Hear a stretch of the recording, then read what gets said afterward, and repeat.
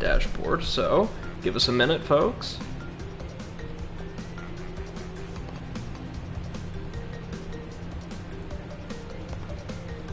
Test 1, test 2, how we doing? Test 1, test 2, how we doing? Good, good. One moment, let me check one thing on Twitch.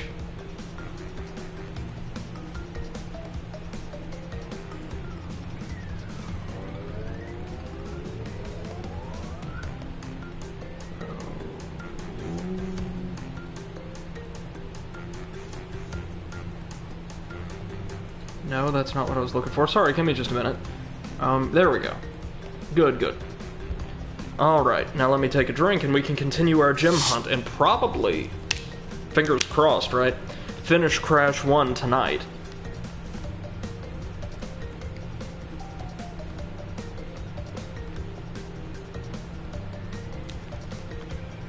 Okay, so welcome, ladies and gentlemen, to another stream, officially, here on the Overanalyst channel. I'm so glad to have you. Whether you're catching us live on the air or after the fact on YouTube's VOD service. Thank you so much for joining us. We have got, let me check, is it, yeah, 9 more gems to collect now that we've got all the colored gems, meaning we just have to do some really thorough, but not perfect, runs of platforming stages we've already seen before, with a couple extra twists. Let's dive on in, and fingers crossed, in 3 hours we should be able to take down the rest of this game and maybe even pop into Crash 2. We're going to be starting things off tonight with, I think the second waterfall stage? No, not waterfall, sorry. Yeah, river-based stage. That's the one of those forms of water.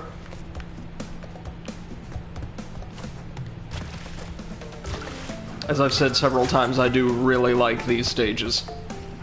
I think a huge part of it is just that ridiculously cheery music.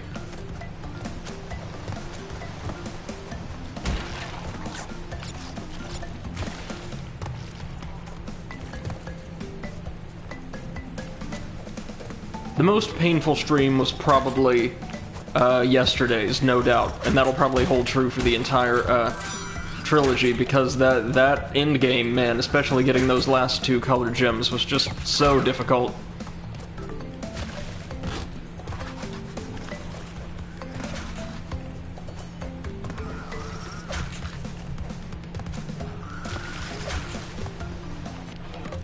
One second, sorry. Okay. More lives that we definitely do not need.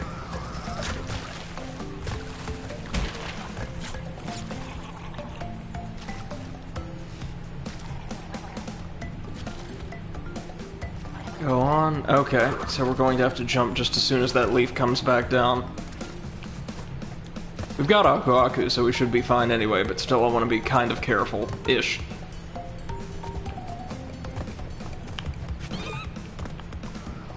Poor guy. He tried.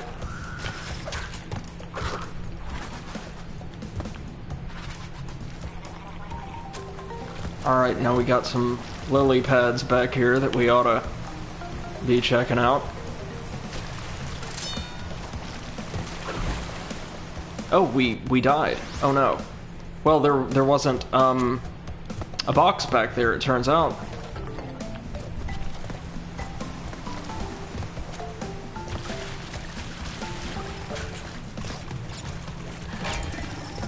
Good.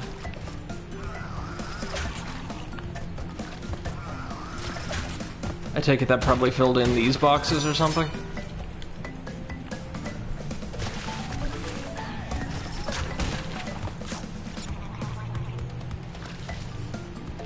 It's been just long enough that I don't perfectly remember these levels anymore.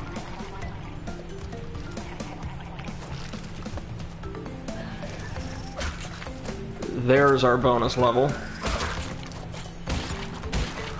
And our last bonus token. Good, good. Hope everybody's been doing well today. I've been so super busy grading papers. Still, it's a lot to grade, man. I found out when I sat to really dig in yesterday morning There were way more than I thought there would be.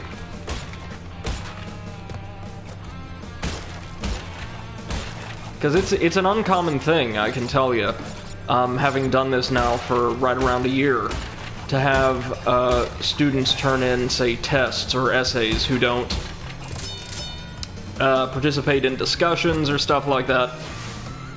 You know, the little stuff you'd have to do to get, like, the equivalent of your participation credit. The quote-unquote easy stuff. But this time around, man, loads of them did. So, like, students I ain't never heard from before, even though we're over halfway through the class, they turned in big, long papers. Hey, MC2M, how's it going, man? So we missed something here. Did we miss the gym platform? We must have. That's okay, we'll give it another try.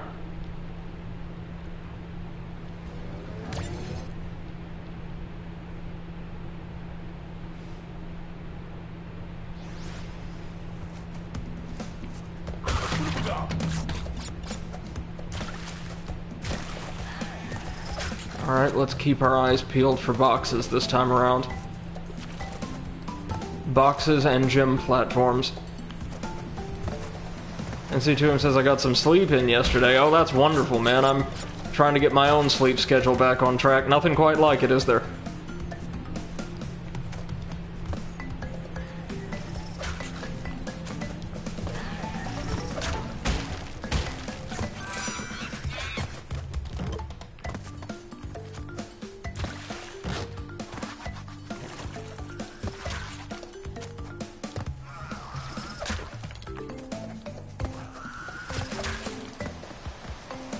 Fresh and uncomfortably warm? Is it like unseasonably hot over there? Over here it's about as hot as, well, it always is. In Tennessee, the past few years at least, the general rule has been you get maybe 2 months, just under 2 months of actual winter, and then right around 10 months of unbearably dry summer. It's the absolute worst. Swaps between rain and heat. Yeah, well, at least that's typical summertime weather, even if it's not the world's greatest.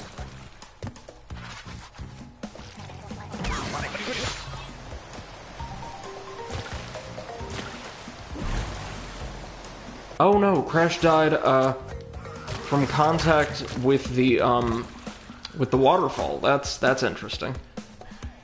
I've got to keep our eyes peeled for those extra crates.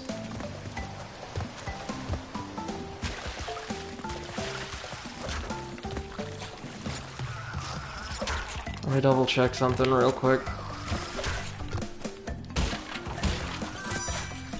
So we've no idea what that exclamation point box does. Oh, yeah, whatever. Well,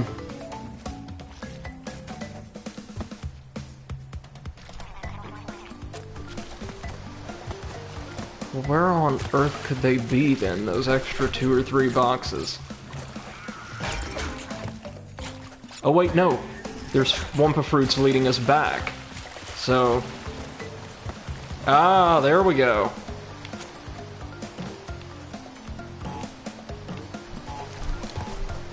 I see.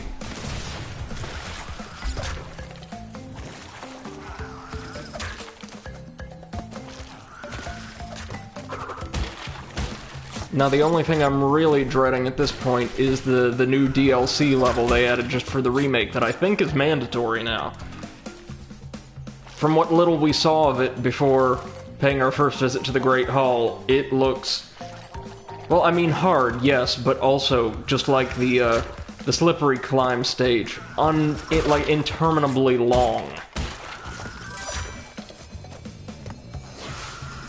Luckily, we don't have to clear it in one life, though, so that is something.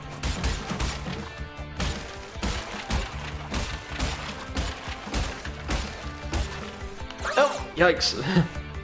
Even now, I can still make those mistakes on these stages.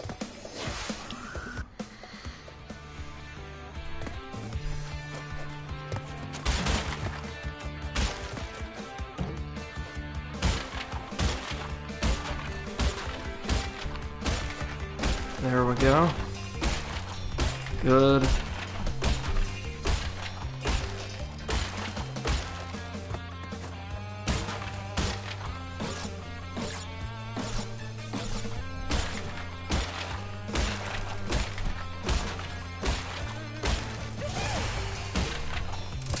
And 2 more extra lives that we don't need, but I'll gladly take anyway.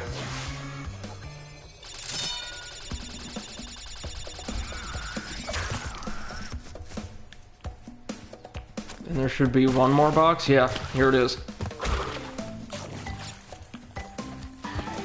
Well, good stuff. We, at least in theory, should now have our gem. There we go. There's also, oh, Crash, our lovely lad here. At least we have, the new hog riding level. That actually looks like it could be either fun, or, like, just insanely difficult. We did the Lost City, that's good. Temple Ruins. We need the gem on. Alright.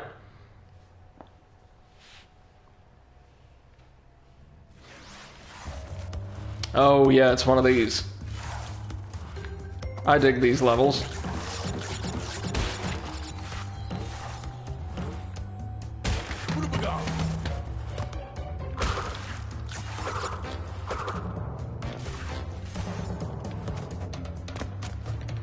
I think we definitely have 1, but we might have 2 special stages here, as well as, a gem pathway.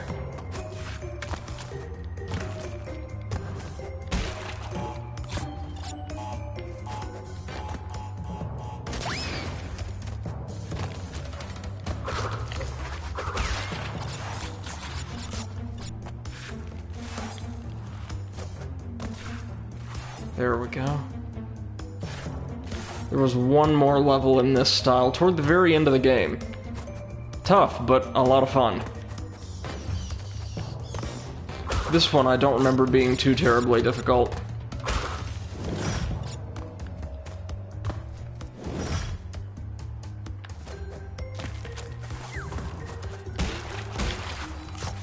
There we go. Just getting these boxes left, right, and center.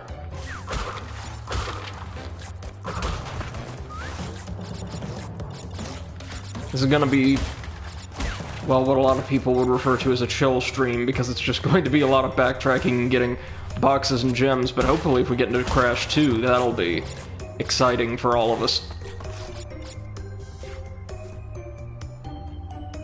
I know there's a whole lot more to that one.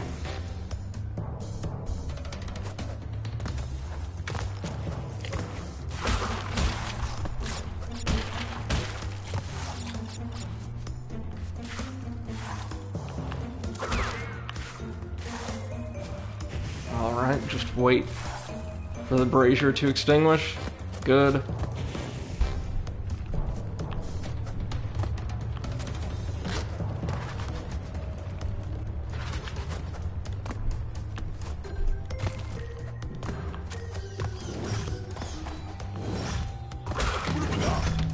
We should be getting close to the gym platform soon, I think. Oh, so close, so close.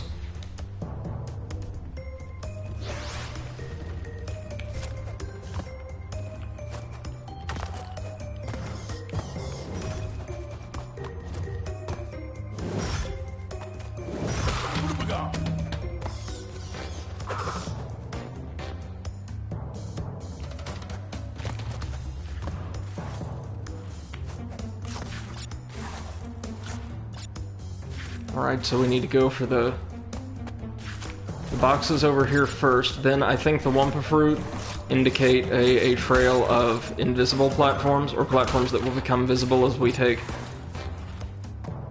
like an awkward trot of faith out. Yeah. Yeah, or that. Or that.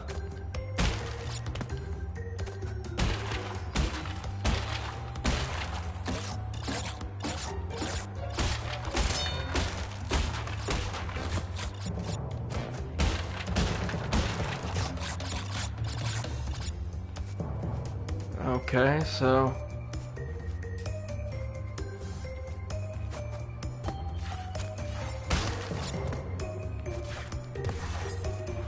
Alright, I think we got them all there. Nice.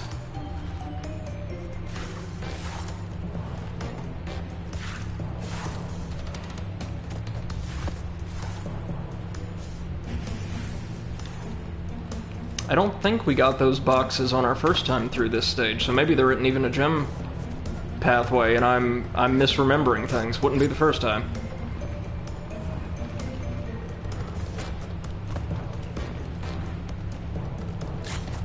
Checkpoint? Yes, thank you.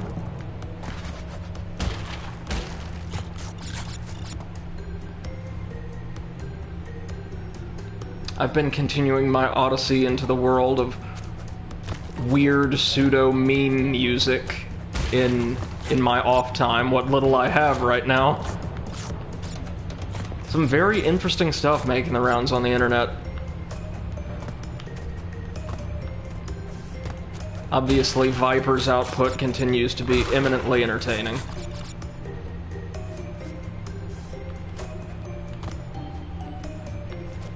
Oh, and there's our last box. And our gem. Hey!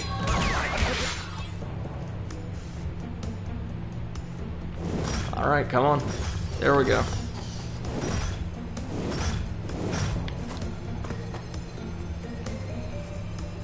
Any bats? Yeah, come on through.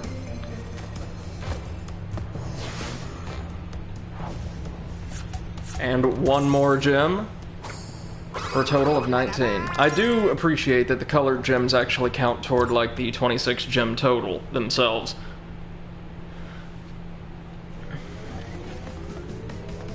Oh, the first road stage, that's right. It had a gem platformer, the first bridge stage, I should say. This is tough, but it's nowhere near as bad as the sequel later on in the game. Long Road, I think it's called.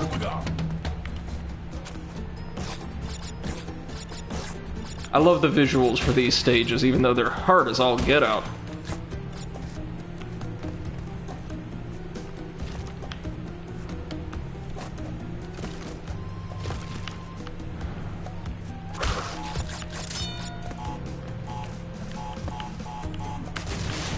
No! Whoops. Bad footing there, but that's okay. We're past the point where I need to get perfect runs on stages, so I'm just enjoying my time here with y'all and chilling out.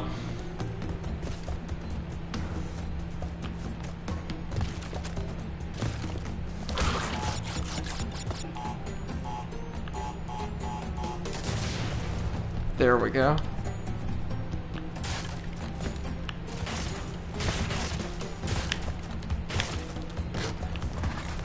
This level plays with the broken red planks way more than the second one does, I've noticed. Although, then again, this level just has way more planks than the second one in general.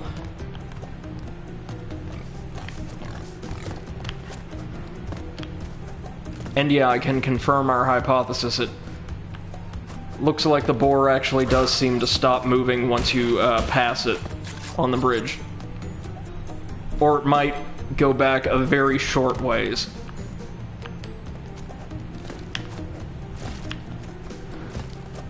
Thank God that platforming protagonists always cast very, very visible shadows, eh? Love that you can see Cortex's tower there in the background. In fact, you can see Cortex's tower in the backgrounds of most stages, I've noticed.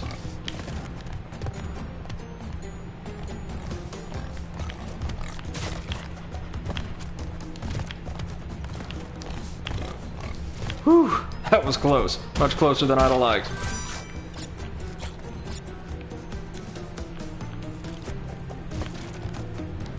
So no matter how we do, I think, overall, we're turning in a much better performance than the first time around, which means I'm learning.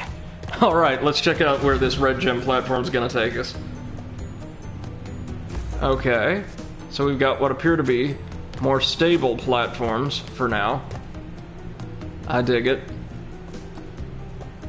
Okay. Okay. Ah, I see. At least I think I see. We're going to have to hit both TNT crates.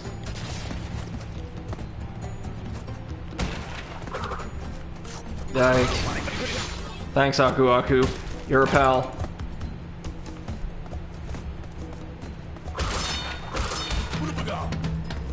And is that all of them? I think it might be all of them.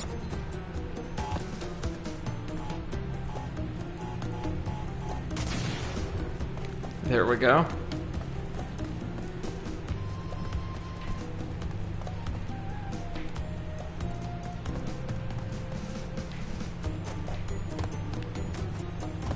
So far my two really big points of praise for Crash 1 in particular, are the soundtrack, which is phenomenal, and the boss design. Bosses generally, even when they're simple, have been pretty well designed, especially compared to Spyro's.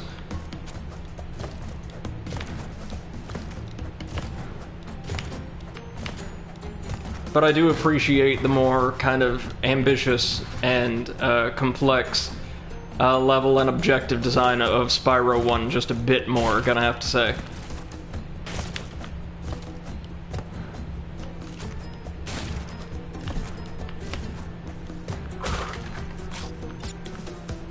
Alright, we should be getting that last special stage token any second now.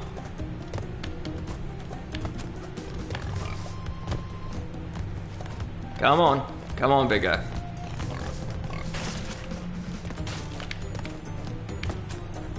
There it is. Oh, and it's the turtles. Joy.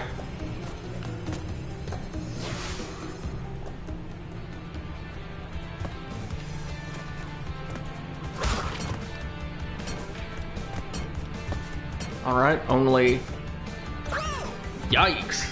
Oh, that's gonna be a tight one. I think I might have forgotten about this. But only 9 boxes here, meaning we'll still be too short. I hope I didn't miss them on the side path.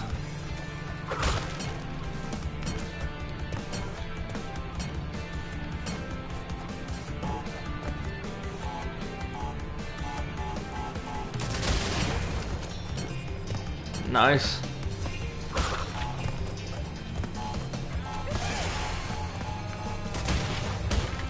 Good. There's all our boxes. Now, fingers crossed, let's just hope and pray we can find 2 more. Toward the end of the bridge.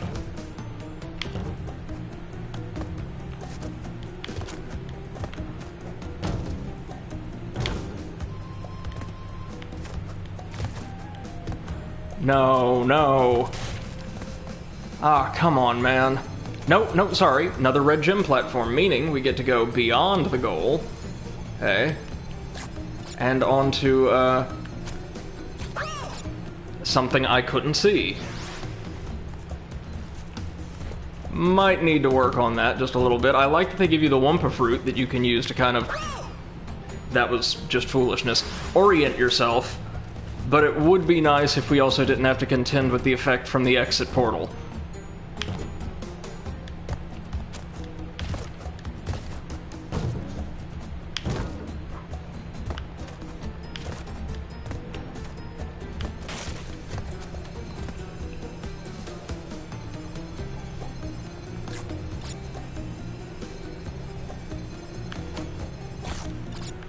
Okay.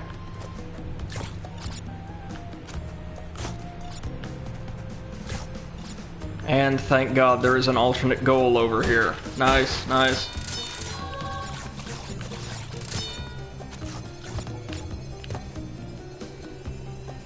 But what about our gem? Did we already get our gem? Yes, we did. My bad.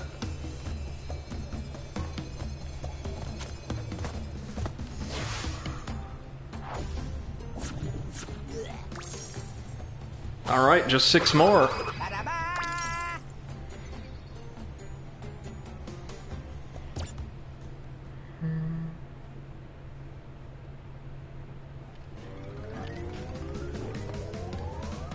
Oh, the second boulder stage next. That's right, this one also had a gem. As does the second hog stage that I think we unlocked with the first Cortex key, but I just never noticed.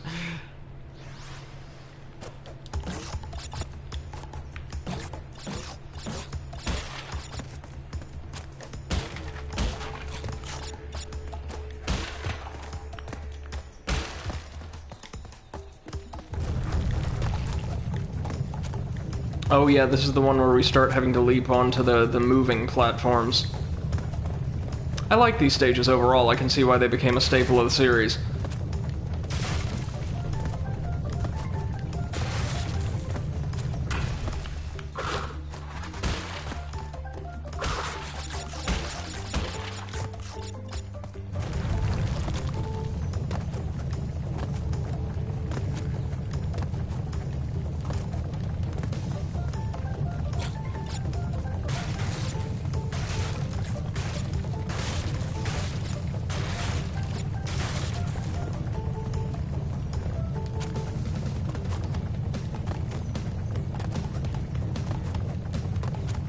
The camera's actually much better for these types of sections than I'd expect it to be. Like, you can actually see far enough ahead of yourself to gauge when an obstacle's nearby and how to navigate it.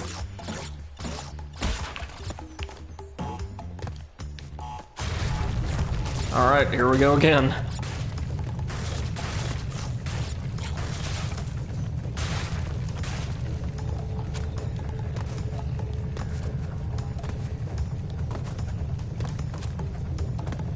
Now, while the traditional obstacle's always been a boulder, I know in later games Crash ends up running like a maniac from a variety of completely inexplicable dangers. I think in Wrath of Cortex there's a bit where he gets chased by a dragon.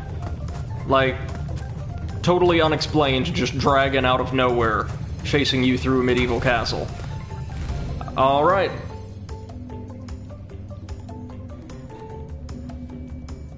Ah, and we've got a more conventional platforming stage down here. Nice. Oh, replete with enemies we've never seen before. It's a variant of the carnivorous plant that appears to grow only, like, underground. This purple-skinned variant. MC2M says dragons happen all the time. I don't know that they happen all the time in Crash, though. I could be totally wrong about that, of course, but... Like, I mean, you're just fighting, I think Cortex's scientist minions in this weird castle, and out of nowhere, dragon. No explanation. I don't think dragons have appeared elsewhere in the series, just dragon that one time. And it chases Crash, and I think ends up falling off a bridge. And we never speak of it again. Just like we're never going to speak of Crash pulling that gem out of his ass again. I will be so happy when I never have to see that again. Just 5 more, y'all. Just 5 more.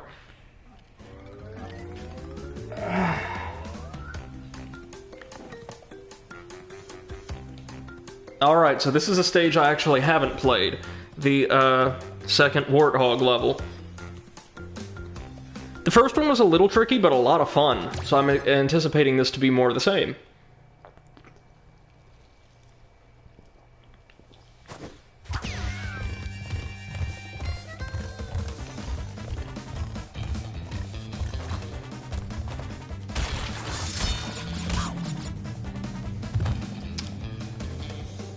Yeah, it's the tribesmen. The tribesmen are gonna get me every time.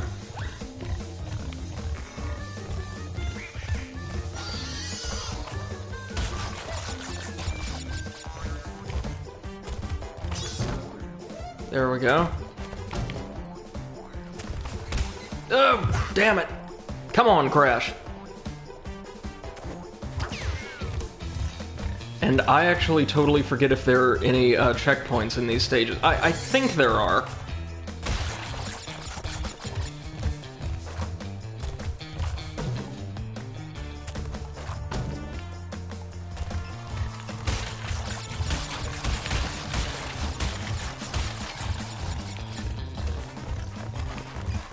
Oh, really now?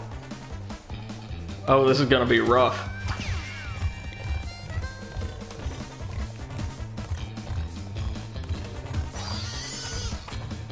Old school platformers were very fond of stages like this, or challenges like this, where the goal was really more about memorization. Well, equal points memorization and dexterity.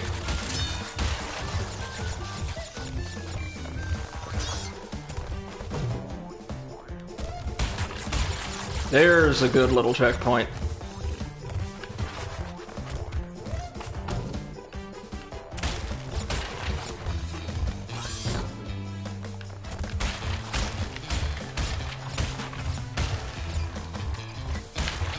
No! No! Almost had it, though. Almost had it. That had to be toward the end.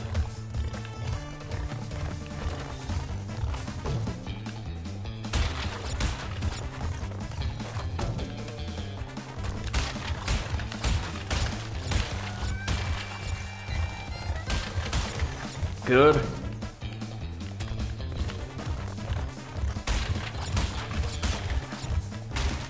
And there we go. Not too bad. Not too bad, actually.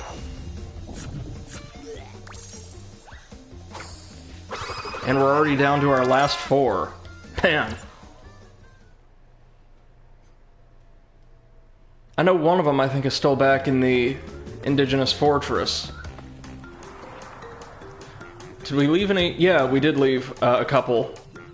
Back in Cortex Power. Any in the very later part of the game? Jaws of Darkness. Okay. But not any of these. MC2M says, I miss the era when games did not take themselves seriously. Oh man, so do I. So do I, really. So, let's see. Oh! Oh, that's so cool! I don't think we're ultimately going to need the gem from Stormy Ascent, the DLC stage, to complete the game. Because we have the one from Jaws of Darkness, the 2 from Cortex Power and Heavy Machinery, and then the 1 from the second world that I just haven't grabbed yet. Nice. So let's jump right on into this. I think this was our first high-tech level? Yeah, I remember this one. Really tough, but a lot of fun.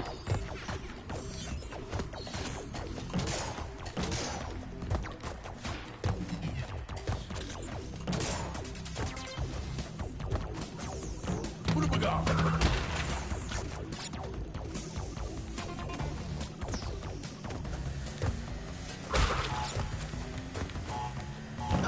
Ooh.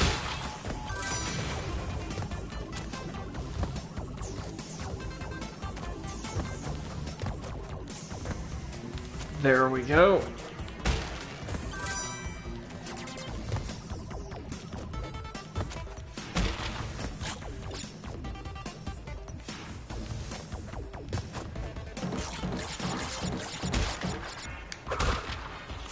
Now, there are still plenty of great games that don't necessarily take themselves completely seriously. I think about the, like, honestly pretty wonderful Yakuza series as a great example.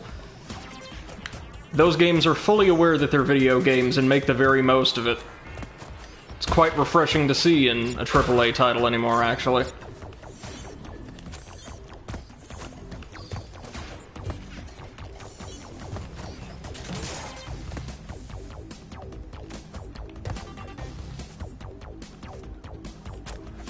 Checkpoint, thank you.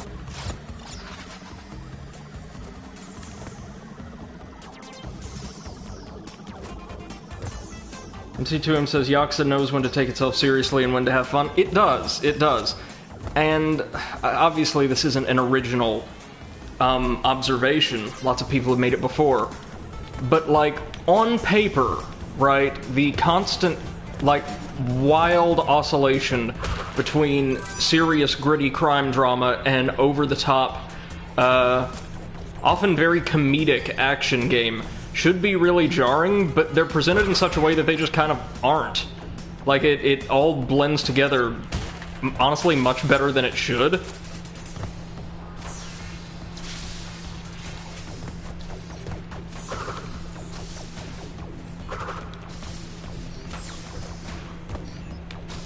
Ah! Damn, I realized that was a steam vent after the fact. MC2M says there's a reason for that. But I think just intentionality. Well, on the one hand, Yakuza actually does both of those things as totally separate concepts very, very well. I would argue. Most of the time, anyway. But also, it's totally upfront about what it is. It's not trying to be one or the other and just failing miserably, a la Ride to Hell Retribution. It's achieving a very unorthodox goal for a modern game.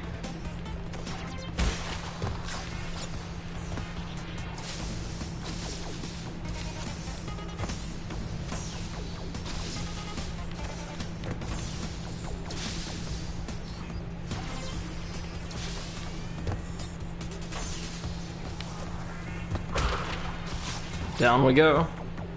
Or, well, very slightly down. Bonus stage. Yes, please.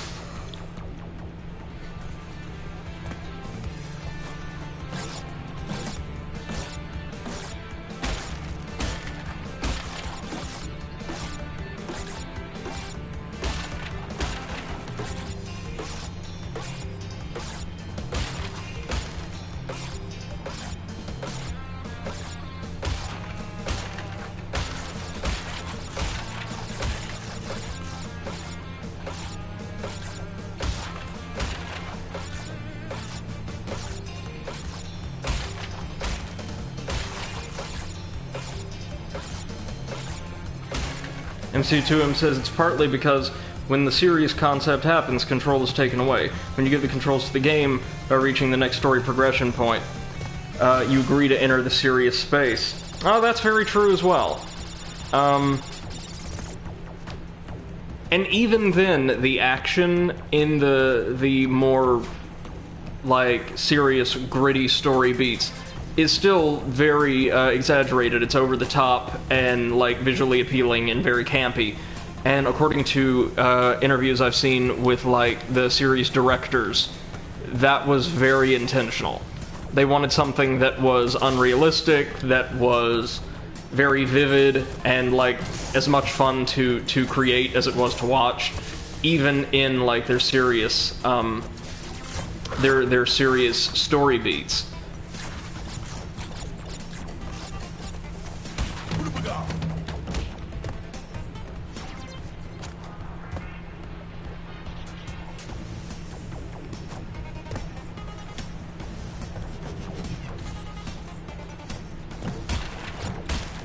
There we go. There's some boxes. I remember that they were all hidden in little clusters around here.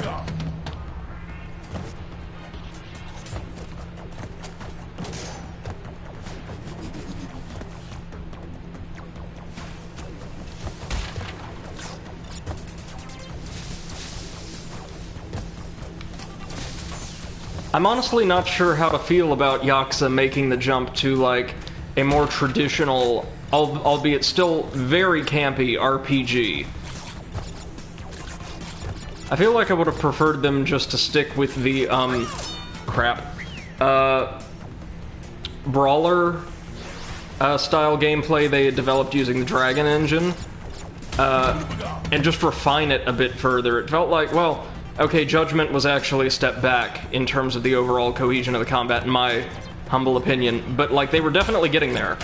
And maybe just do what they did with Majima Construction, or any of the wonderful side story, or, character-based minigame, plots in Yakuza 5, where you have this really in-depth, fleshed-out minigame that incorporates lots of, like, classical turn-based tactical RPG mechanics or something like that. I don't know. I'm sure Yakuza 7 is fantastic. Everybody says it is. I can't wait to get my hands on it, but, I'm a little apprehensive, let's say.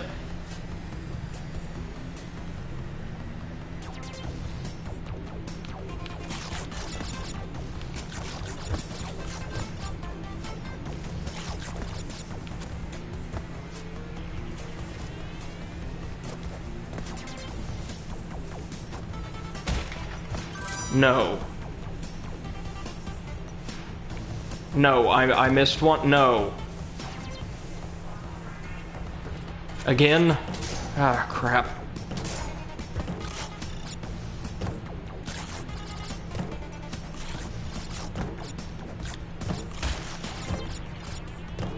Where on earth could I have missed it?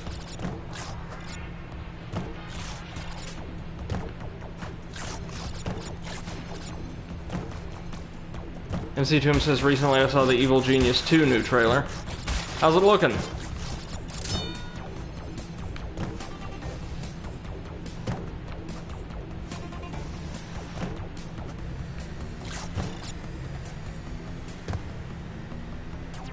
My first thought was, where are the tourists? Okay, hold on. We're gonna do something very risky and try scouring back through the stage for that Brio token.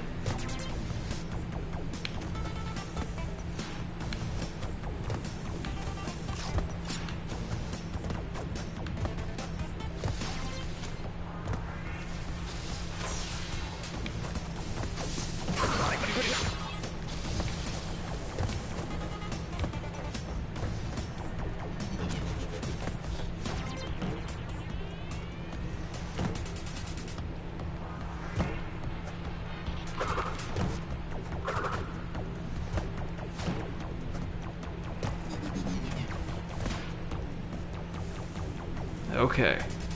Now where on earth could you be?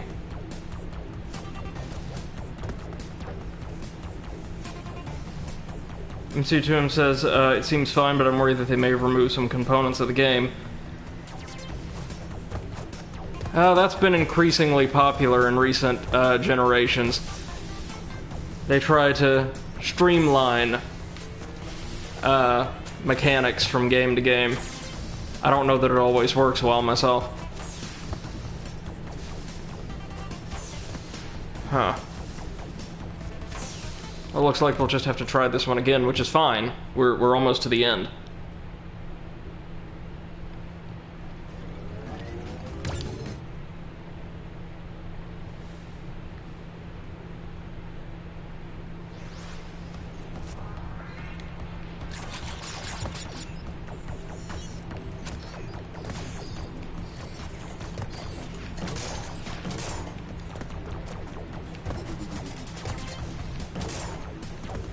Alright, now let's keep our eyes peeled for that Brio token, wherever it could be. Usually the game is pretty good about signaling the location of boxes to you. Like, see, there's our first standard bonus stage token.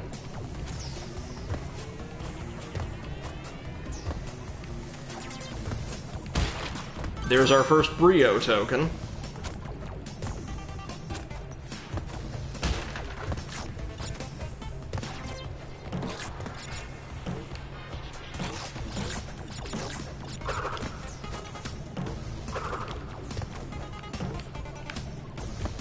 Maybe there's something above one of the spring boxes? Well, it's worth a shot.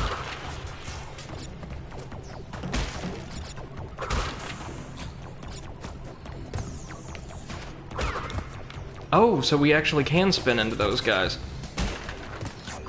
Wasn't aware of that.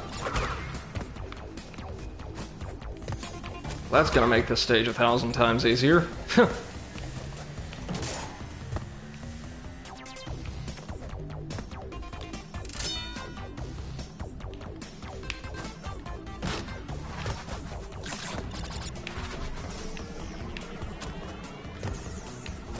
Let me know if you see, like, a question mark box that I just passed by.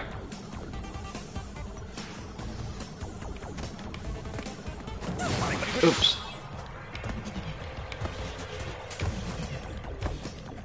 This is a, yeah, standard token. Okay, so hold on. We cannot... I don't know if we can touch the camera or defeat the cameras by jumping on them. Maybe?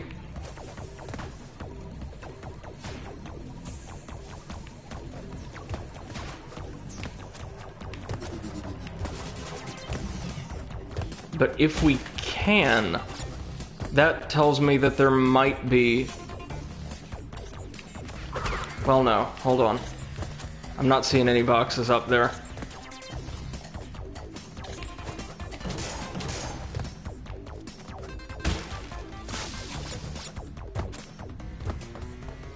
But why else would there be an enclosure like this?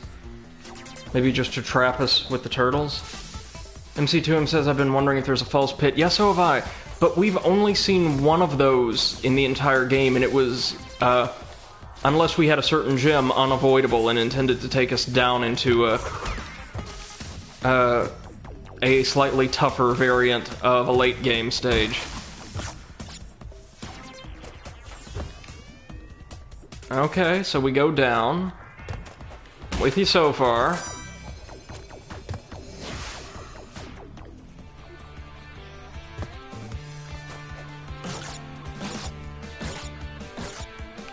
If we don't get it this time, we can just move on to one of the other stages we need to collect a gem for and come back.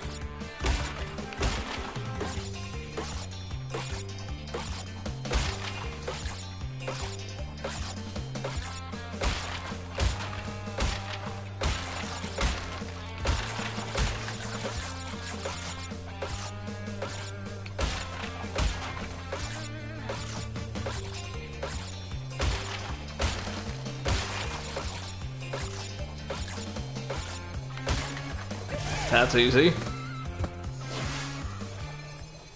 At least they taught us how to box jump really, really well early on through those special stages.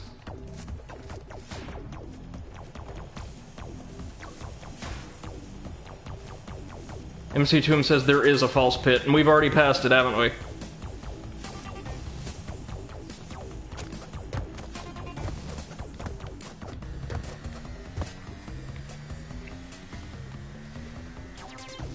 I think so. That's alright, then tell you what, we're going to leave this stage for now. Try the next one, which is Cortex Power, one of the stages I really, really liked, and come back to it.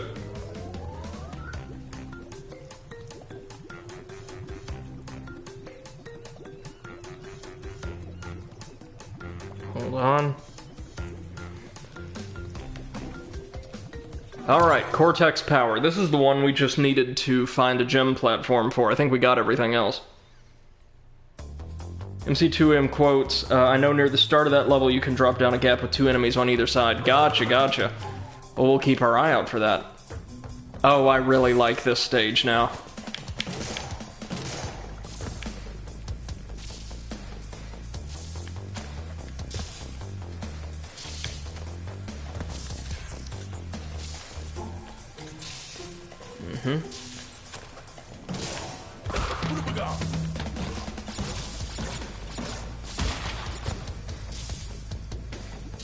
These top-down stages are far and away the best designed in the entire game, I would say.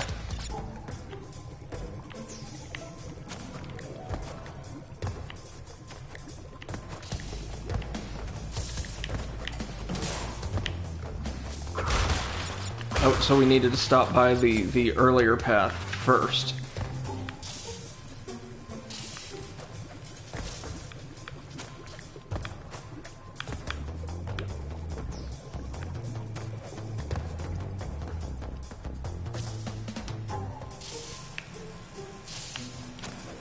There we are.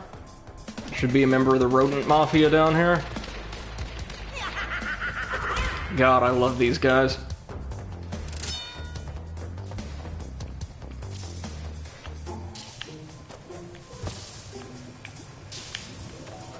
There's our gem platform. We'll obviously need to do some backtracking, but that's okay.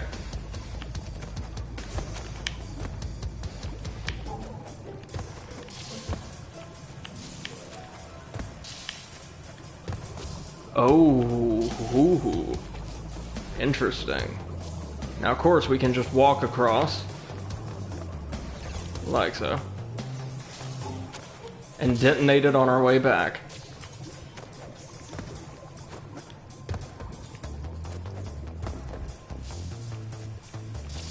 Gracious.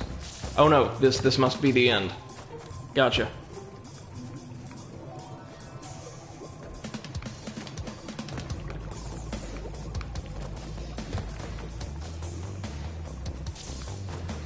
So we just need to blow up this little chain of boxes. And there's a very easy way to do that. Just...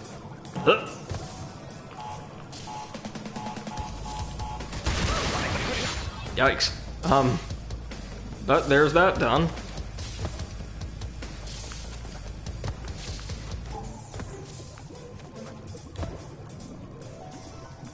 Now we just need to backtrack like mad to get back to the, actual path. And while we're at it, we'll clear this path of any boxes.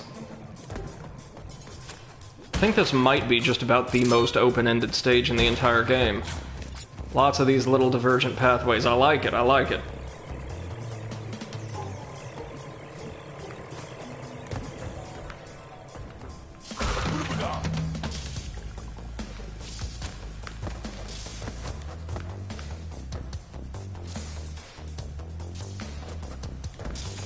Okay, so that's where we left off.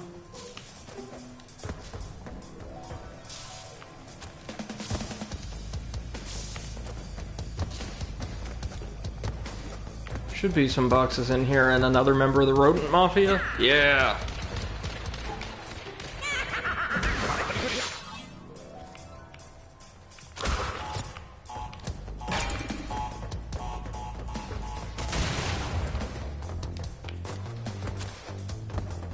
Curious to know what kind of change that affected.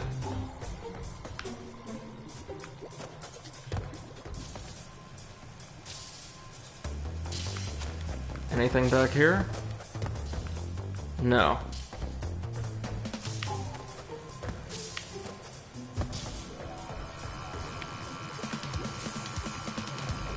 So back to the critical path. And another checkpoint.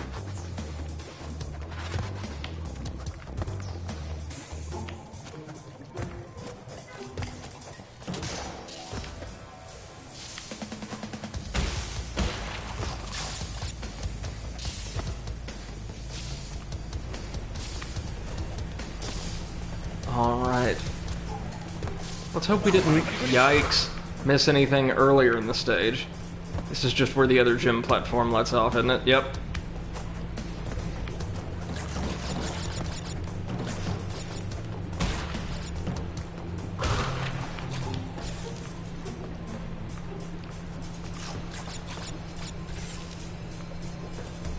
Oh no.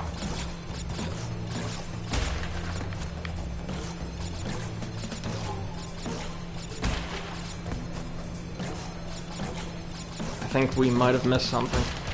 I could be wrong. Could be wrong.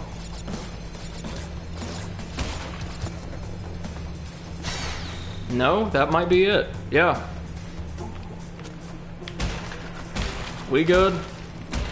5, 6, 7, 8. 8. Give me my gem. There we go. Whew.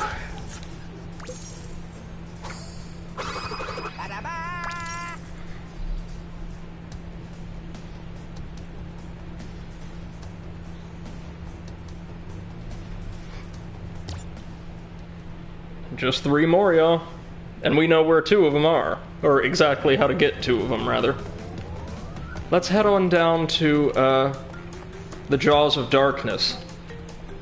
A stage I honestly remember, like, next to nothing about.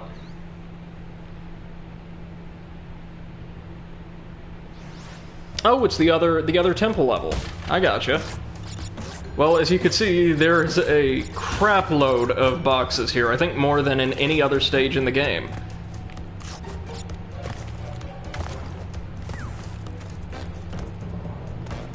And that's at least partially because this is, like the first temple stage, a level with several different bonus stages. Okay, so nothing over there.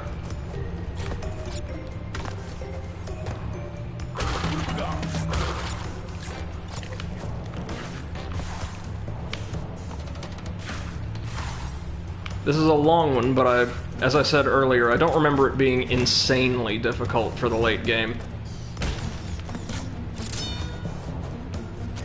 There's our bat buddies from the Lost City.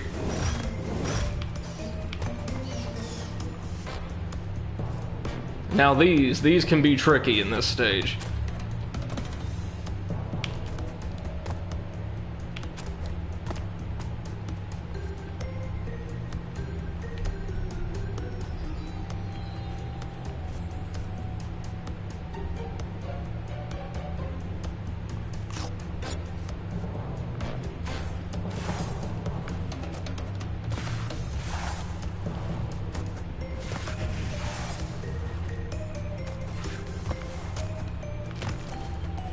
There we go. And a Cortex token. Good. We'll be needing that.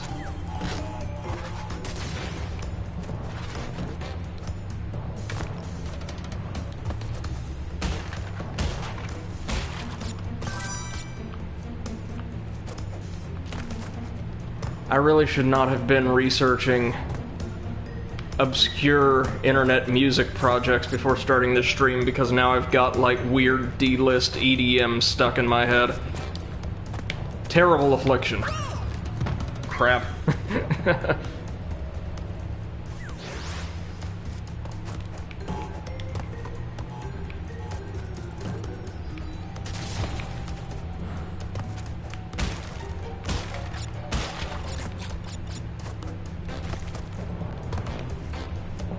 Right.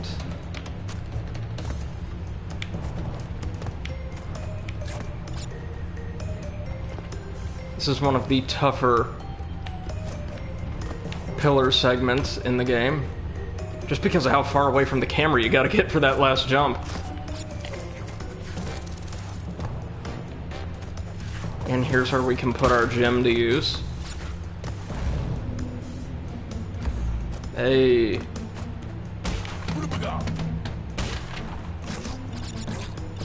Several different interconnected areas here. I do appreciate that each of the gems changes their respective stage in a totally different way. One of them just brought you straight to the level's exit along with a couple of extra boxes. Some of them, like this one, present you with much more difficult platforming segments.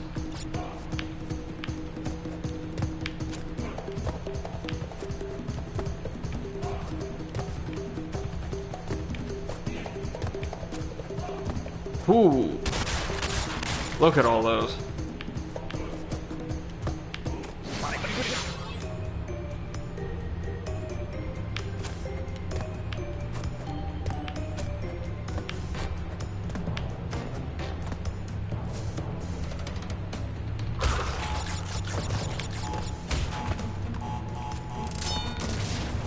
There we go. That was very, very close. But thanks to that last infuriating embryo special stage we had to play, we got very, very good at jumping out of the way of TNT crates at the very last second. Okay, now let's make sure we didn't miss anything, hey?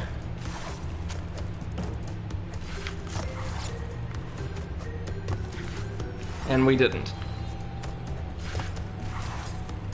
Well, do we get a replacement? Please tell me we get a replacement. Maybe if we move far enough away. Eh? Eh?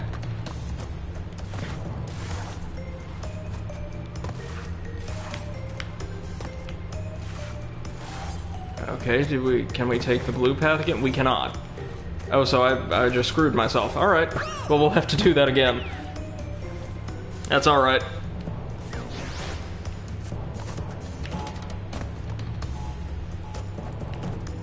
Sorry, y'all, we're getting it.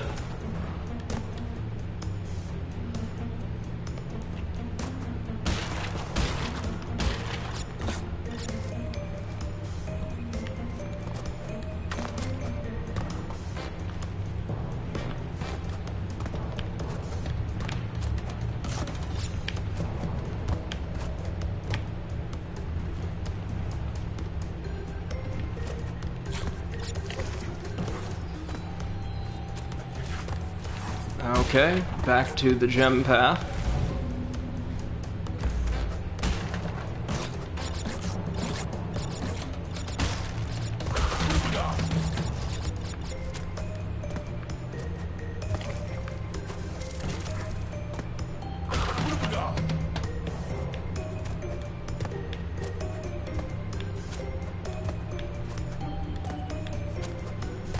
I think this might be the fastest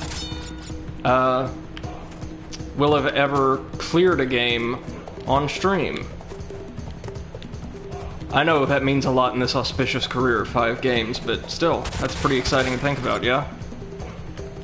Not even 3 full streams. Though I feel like this game's taken several years off of my lifespan.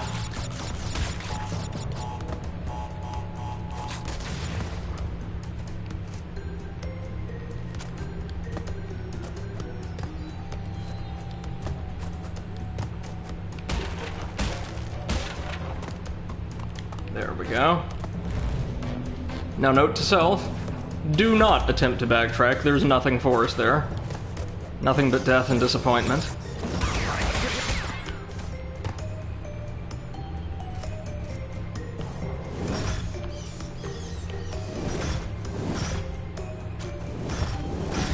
Oh, yikes, that was a little weird.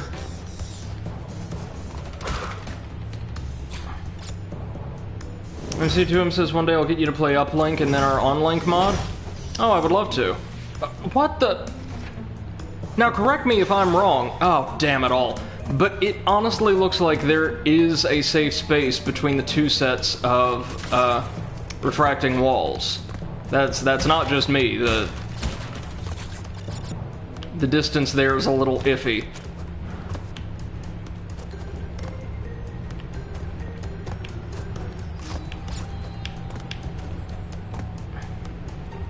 MC Tomb says there is no safe space between the walls.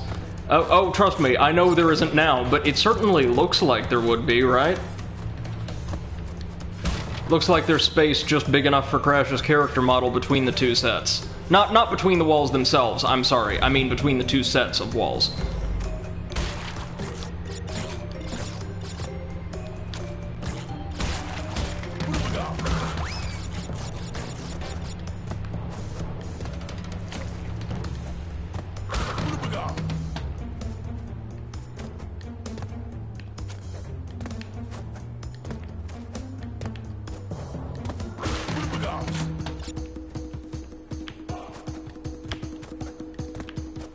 There we go.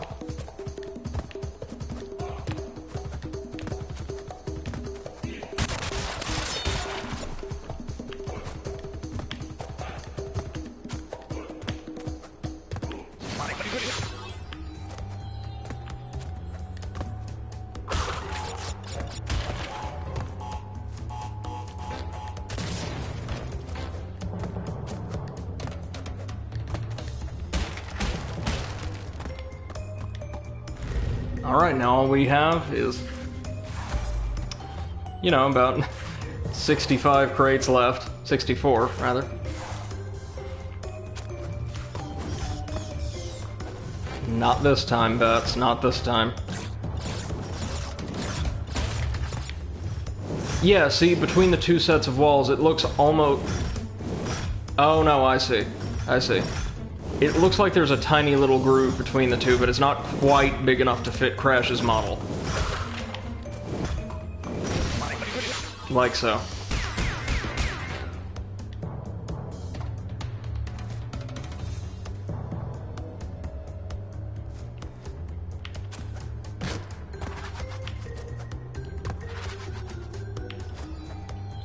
Oh, yeah, I remember this jump. That one's a bit of a toughie. You've got to jump from the...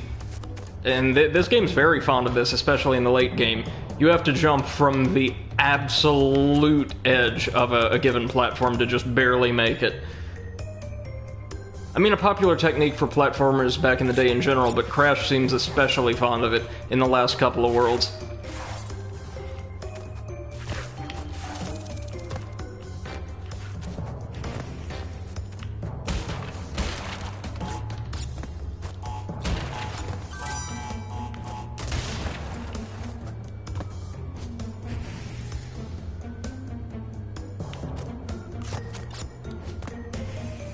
Okay.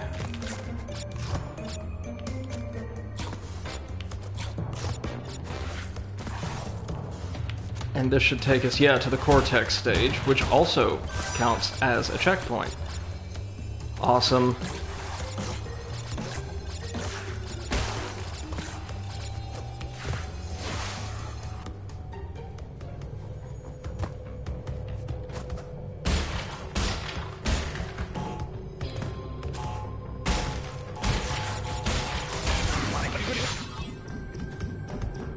Now, just a friendly reminder, tomorrow we'll be streaming,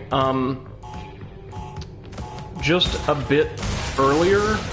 Oh, cripes, close. Actually, sorry, quite a bit earlier than intended, as I'll be heading out of town for just a couple days, so there won't be any streams over the weekend. I should be back either Monday or Tuesday. I'll keep everybody who's interested updated in the Discord. But I'll be streaming, as I said, much earlier tomorrow, probably around noon Central Time. So 12 p.m. Either CST or CDT. I've been inside for so long, I honestly forget which one. Oh, yikes. Yeah, the TNT gets those blocks, so we actually have to jump a bit sooner that time around. Got it, got it.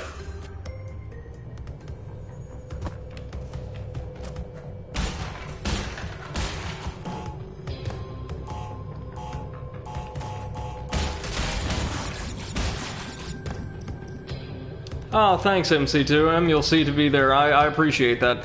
It should hopefully be much more accessible for someone in your time zone as well.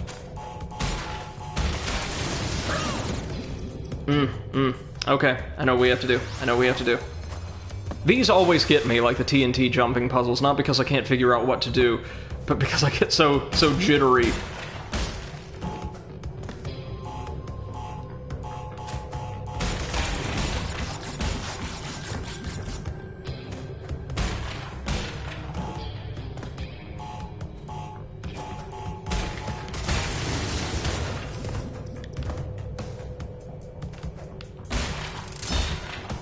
There we go.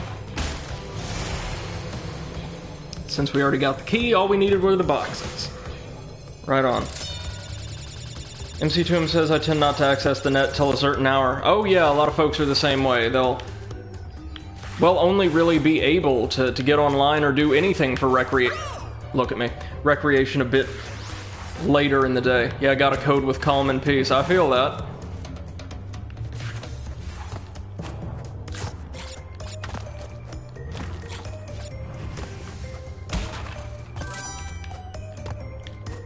There's our second bonus stage token, guaranteeing we'll be able to access it now.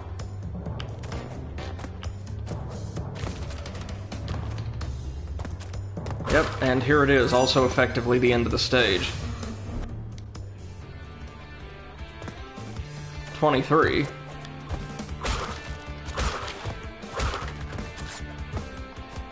Not quite enough.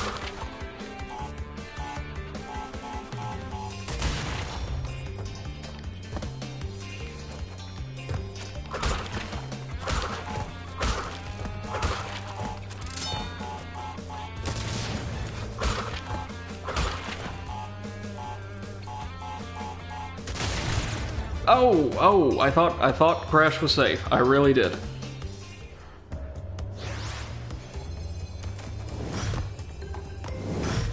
Is there gonna be another gym pathway? No. Sorry, this should be enough. No, it shouldn't. Ah, we'll be one short. Again. Being one short in a level with 112 is going to be a right pain, unless it happens to be past those crushing walls.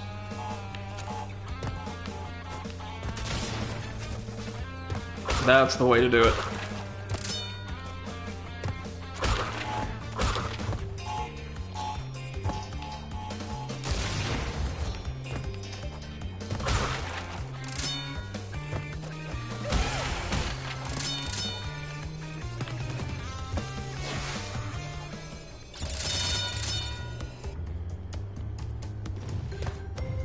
Oh yeah, that's gonna haunt me.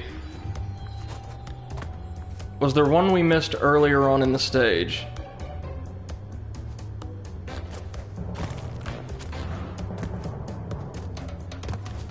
Amazingly, I managed that, but there's not gonna be any managing that.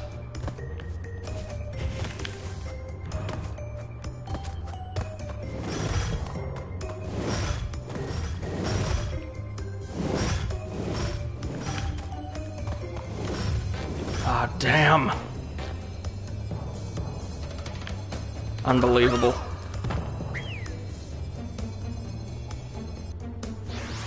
Must have missed something between the two bonus stages, then. Blue gem path, hidden box. Wow, everyone misses it, apparently. Okay.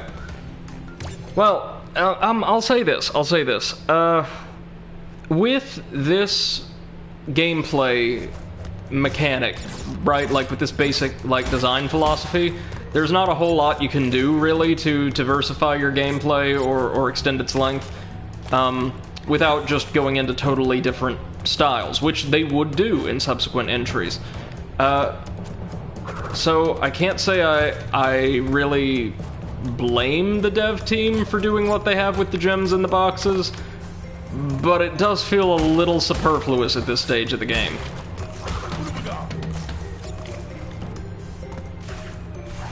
Like, it's not unenjoyable. It's not. It's not, like, just tedious. But it feels like it's teetering right on the edge of, like, enticing players with the fun of revisiting old stages with new pathways and challenges and things like that. And mandatory backtracking to artificially inflate the length of the game. It's not crossing that line, and I know from experience, like the later entries in the series, the couple I've played, don't. But this is as close as I think the series gets.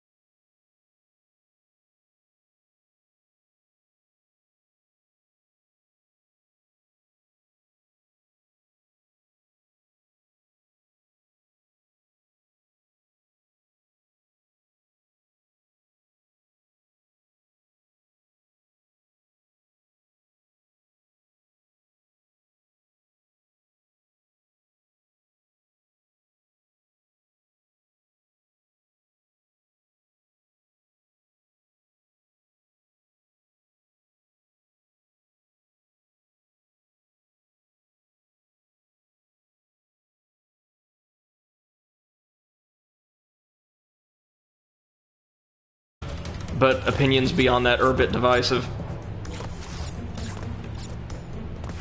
Or titles beyond that are a bit divisive, I should say.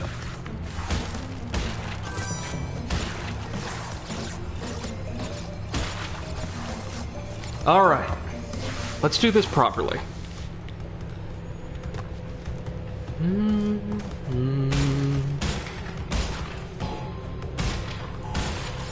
Nope, oh, piss. You started with Tomb Raider 3 and 4. Correct me if I'm wrong, people generally like 3, 4's a little more controversial, right? Does that sound right?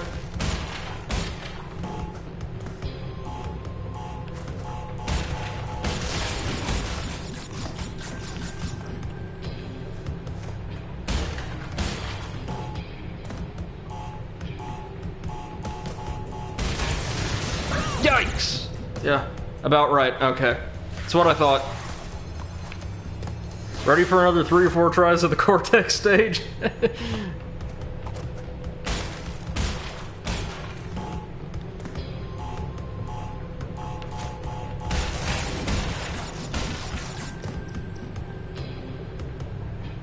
Yeah, that's right. I do know this. MC2M says what happened after that is the dev team was asked to mass-produce Tomb Raider and decided to kill Lara in the 4th.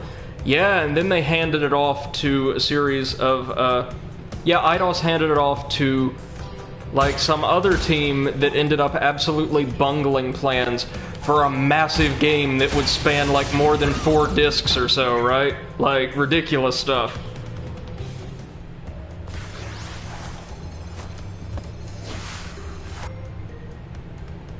Then they rebooted the series what feels like about 500 times, and the current games are apparently, by all indication, very, very good.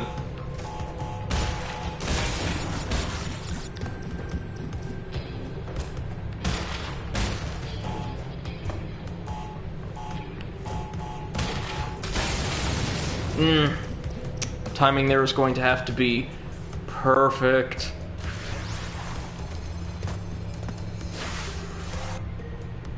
That's right, and that's the name. MC2M says they had to make a rush Tomb Raider 6, Angel of Darkness. That's the one. That's the one I'm thinking of that, Matt Kowalewski did a What Happened video on. Great series, by the way.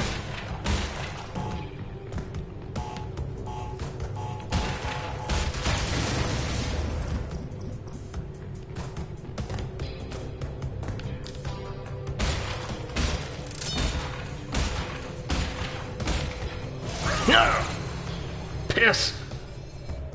MC2M says it had a solid concept and a great story. Yeah, that's what I remember from the little documentary video.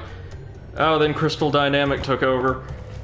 One of those studios that just never got a great reputation.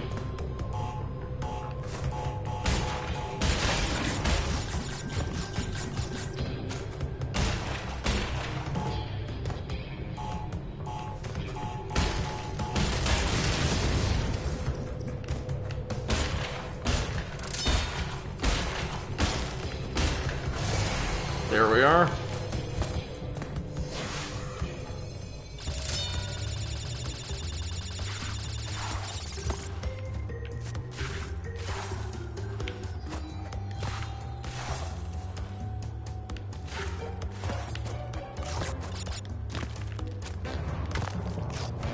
Alright, let's see if we can't do this right this time around.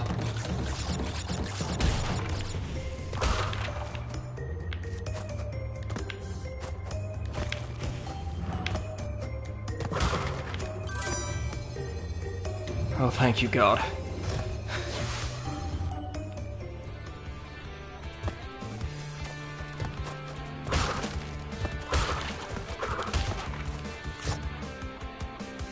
MC2M says Tomb Raider Legend to Underworld was nice, in my opinion. I think I might have played Legend, and I distinctly remember enjoying that one.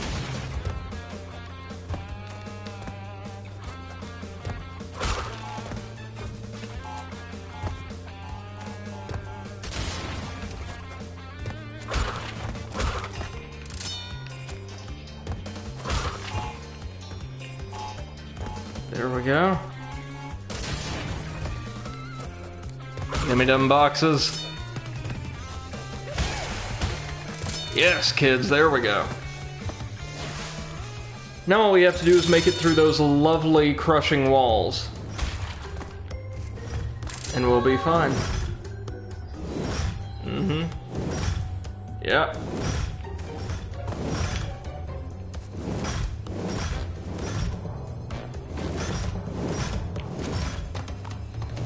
Oh, those patterns aren't bad at all.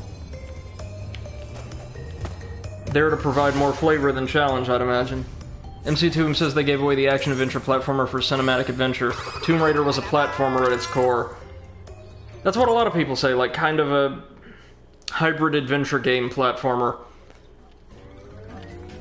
Using adventure in like the very old context. Okay. Just 2 more, kids. Let's head on back to the native fortress, then. No, not native fortress. Rolling Stones, my bad.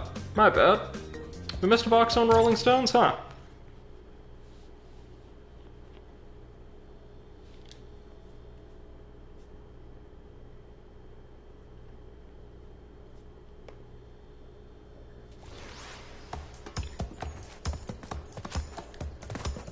Now, I'm sure the secret, like, we're missing 1 box, I think, every time in this stage, and I'm sure it's something similar.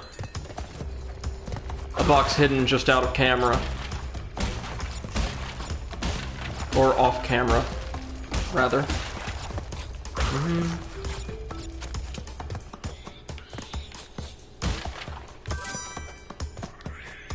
I've been waiting for some news on that, Sega produced a strategy game that looks like it's going to be, honestly, like a way more ambitious Civilization title. I forget the actual name of it. There it was. Now we got that extra token. But like, every time your civilization advances to a new age, you get to pick like the traits and aesthetics, goals, and all that of a different civilization throughout history. So like, you get to evolve your culture as well as your civilization, which is really cool.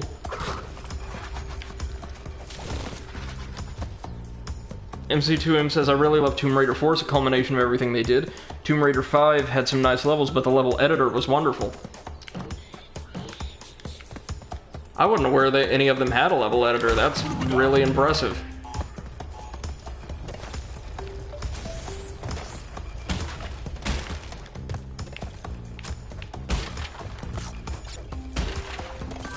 Brio token, thank you.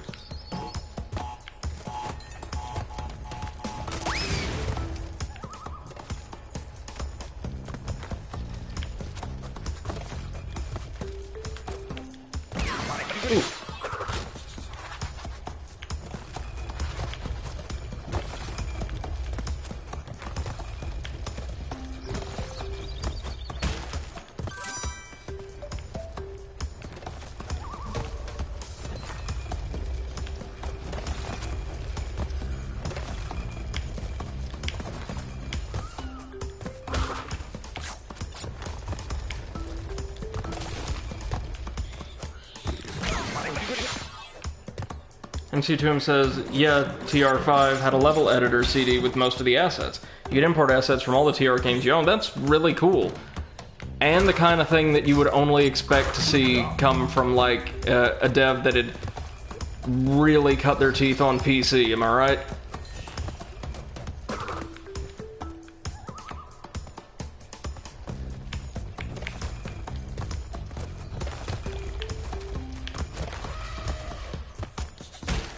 Alright, we've made it to our first bonus stage.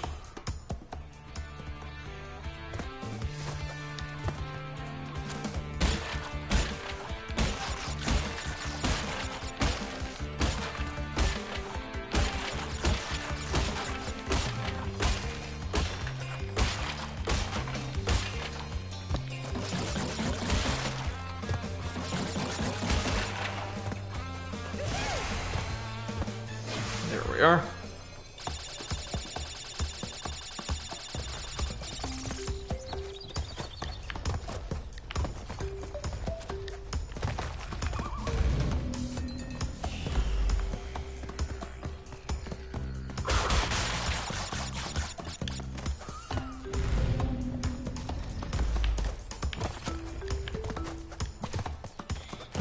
This will give us access to the Brio stage.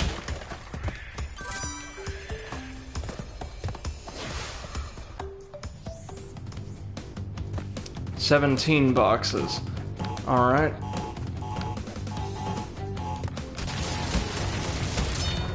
MC2M asks, did you know that Tomb Raider 1 was also heavy on the horror? I've heard that the first couple games were, but like the first one in particular, yes, I have heard that before.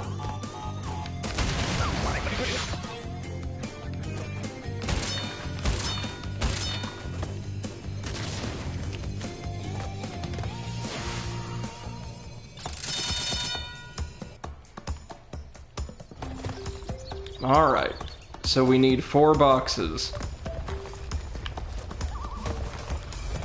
And Mother of God, we actually found them all. Means I found the hidden box at some point, early on, atop one of those spring crates, I bet. Alright. Just 1 gem from Cortex, y'all. And yes, I know we've got Stormy Ascent, the special challenge DLC level, that we're going to save for one of those cleanup streams that I swear I will do at some point.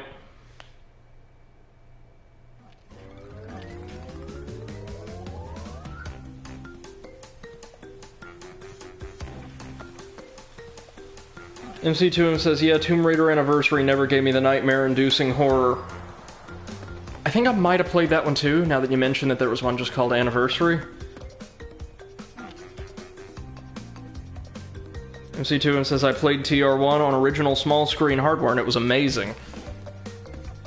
People tend to have very fond memories in particular of experiences with, like, early computers. Well, early computers, listen to me, but like 80s, 90s computers.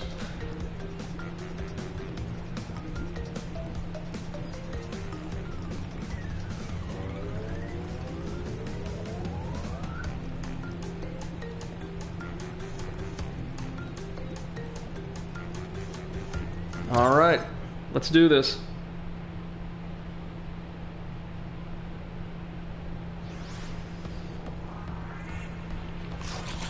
Let's see if we can't find out where that hidden pit is. I think he said between 2 flying enemies. Oh, I think I know where it is, exactly, in fact.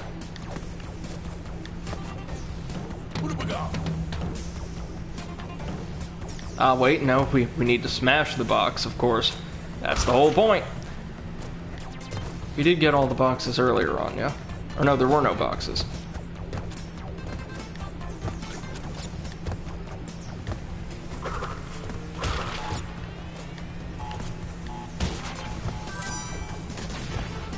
Here we go.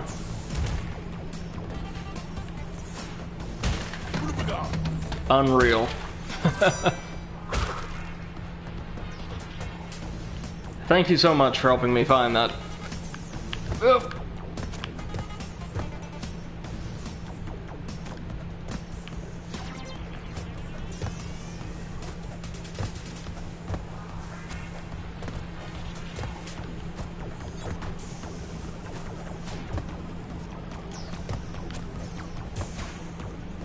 MC2M says happy to help. No, I really do appreciate it. And also, I mean, the hardware is also what makes the game.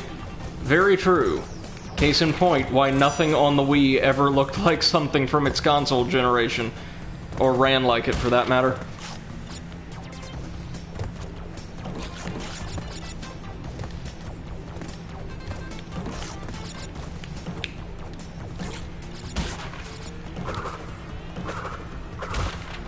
I'm just going to be obsessively bouncing on top of these spring crates now because, well, they've burned me once.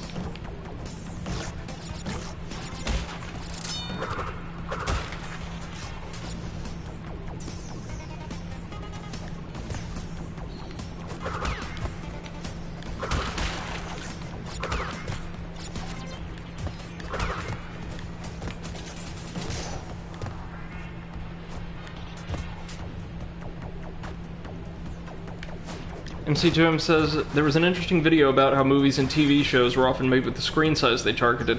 Like the blocking, the way actual scenes were created and presented, the distance of certain objects or actors from the camera, things like that.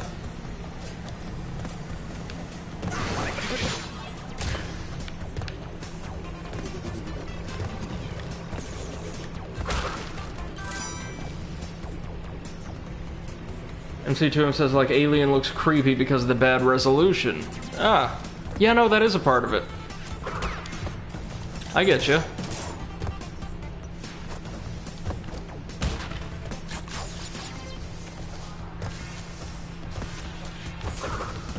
Oof, that was just bad play on my part.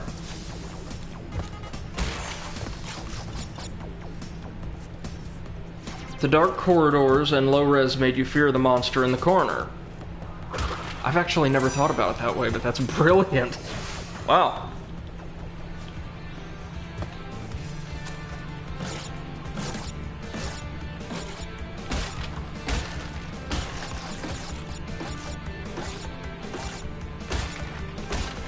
We are this close from beating Crash 1, y'all. Even though from what I've been told, the Cortex fight, compared to most of the others in the game, isn't necessarily amazing. It will still be a reward for completion, something I'm more than happy to acquire.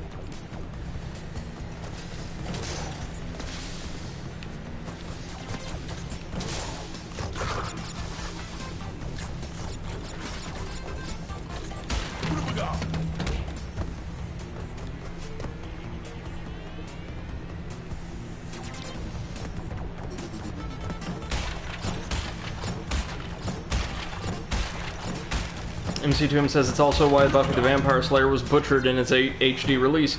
Most of the footage was shot in 16.9, made with the 4.3 cropping in mind. The HD release removed the cropping, and also broke some of the filters, but that's another subject. You know, I've never actually seen Buffy, despite it apparently being right up my alley and many of my friends swearing by it. It's one of those things I've just never gotten around to. There's unfortunately way too many of those things, so I've got to check it out at some point. But yeah, never actually seen it. Back when it was still on Netflix, or they were still on Netflix though, I did love a lot of the more obscure, like, very lighthearted sci-fi adventure shows that were, came from roughly the same era. Sliders and,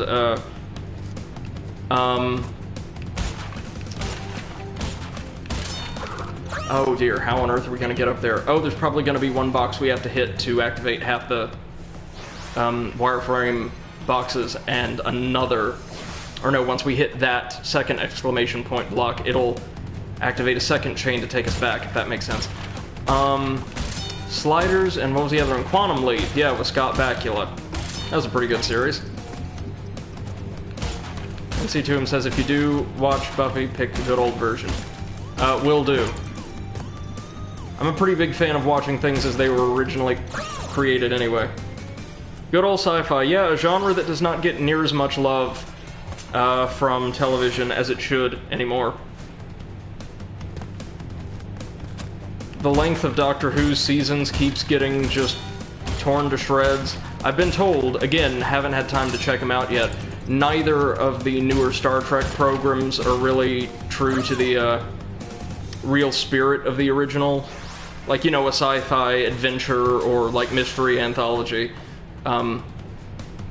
These are instead, well, at least Star Trek Discovery is basically just a military story with rubber forehead aliens. That's about it. Now, I have heard some more positive reviews for it, particularly for the cast, so I want to check it out, just not right now.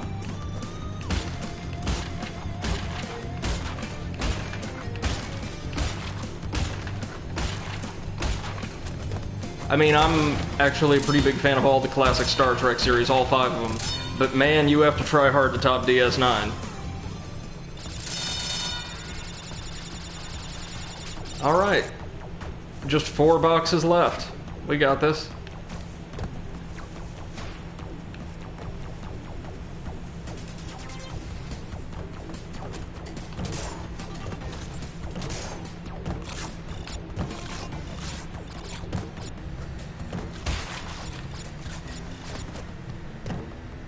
MC2M says, did I suggest Primeval? I believe you did, yeah. It's on my list, my very, very long list.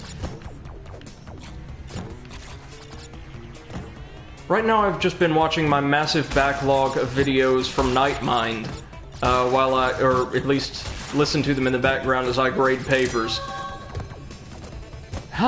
With that we have all of the gems. Well, all of the base game's gems. One was added with the DLC, of course, but it's not mandatory to complete the game, so we're not going to... We've unlocked the ultimate gem path. I think that's something you should have a trophy for, like earning all of a certain set of technically optional collectibles. But with that, we are ready to go face Dr. Cortex. After crossing a series of platforms assembled from all of our gems.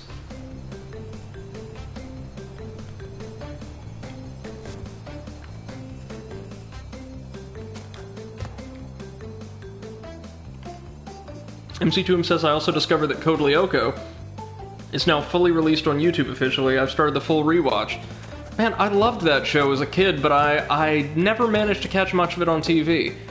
I'll have to check that out. That's awesome. I really don't want to know why Cortex has these very flattering tapestries of the female Bandicoot in his castle. Don't think about it, Brady. Just don't think about it. Don't question anything. Just carry on.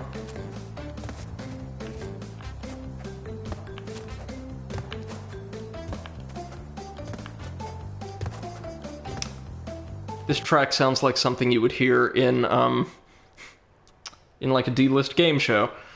Lovely. Yeah, MC2M, I know that's what it's for. I know that's the implication. Speak of the devil. Oh, what? What on earth? Beautiful view of, like, Cortex's castle. I love its design. Looks almost like something from one of the old school Dr. Seuss visuals. Huh?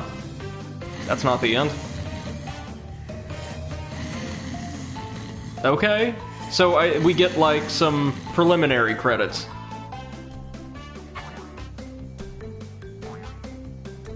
Oh, Ripperoo is, a doctor, apparently. That's great. Or, a PhD.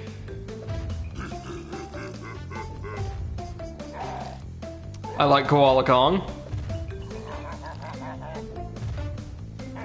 A character that wouldn't make many appearances. Like this adorable little guy. Oh, I hope he wins the campaign. That'd be brilliant.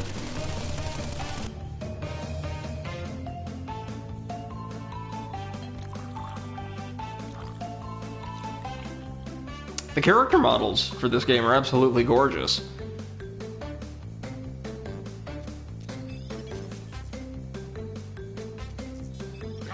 Wait a minute. Wait a minute. Following the path, yeah, with all the gems, now allows us to go over to the Zeppelin and fight Cortex. It's cute that we got those little "Where Are They Now" epilogues. And a closer look at the boss character models. Okay, so what are we going to be doing here?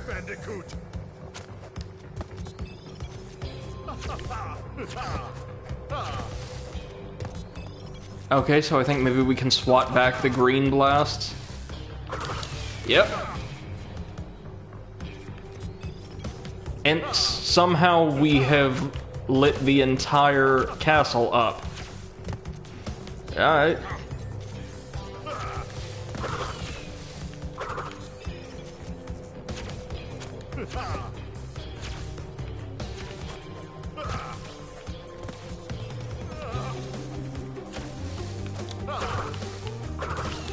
There we go.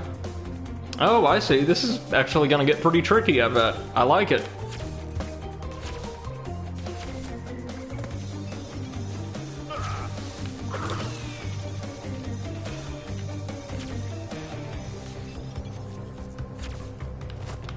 Ooh.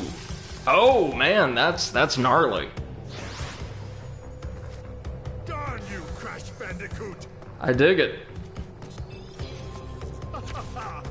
1, 2, 3. Oh. So he just fires those blind. Oh, damn it. That one's on me. Darn you, Crash Bandicoot! Simple, but a nice final challenge.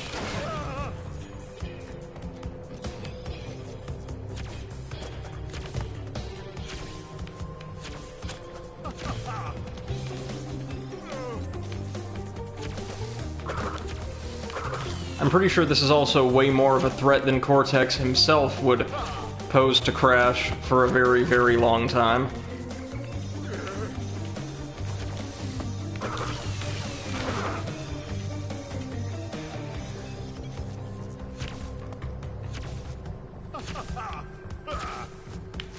Oh, shit.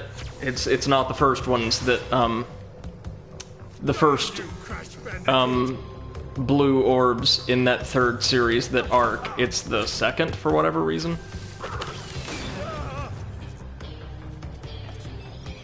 This is gonna take us a little while, but it's a suitable final boss, I think.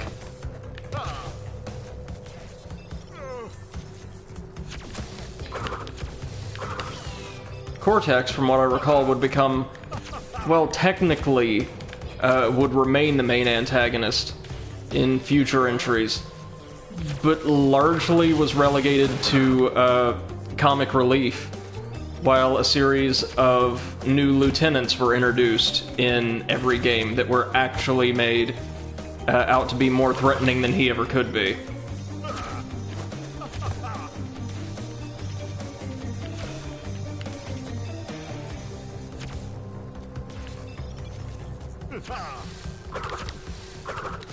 Oh, crap. Oh, this might actually take a while. I'm sorry.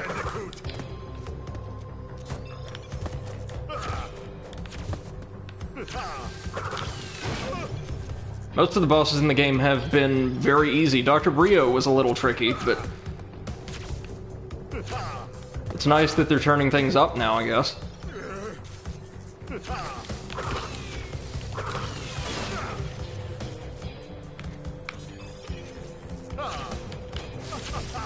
What? I'm pretty sure I cleared that. Darn you, Crash Bandicoot!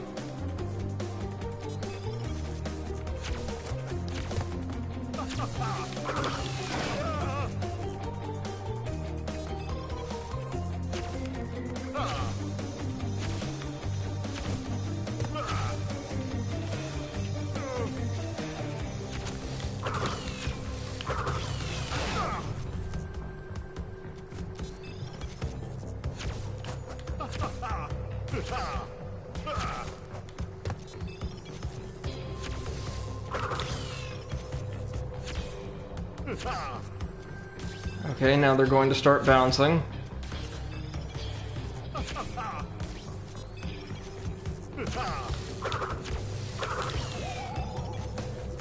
Well, we're getting there.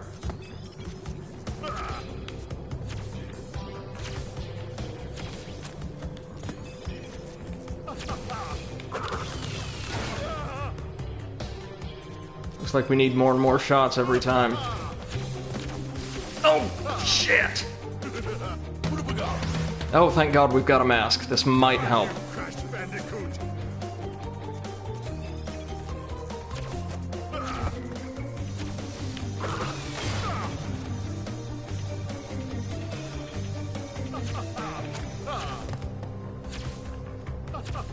Yeah, I will say this is actually a little trickier than it looks.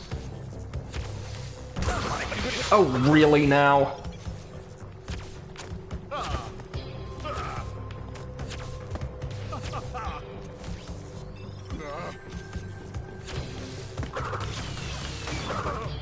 The difficulty here actually really comes from the pretty considerable length of most of his volleys, or duration, I should say. Darn you, Crash Bandicoot! Like, the first one's ridiculously simple to introduce you to the concept, but from then on out they get pretty long. And of course you have to volley back multiple projectiles at a time to damage him. No complaints, of course, just tricky.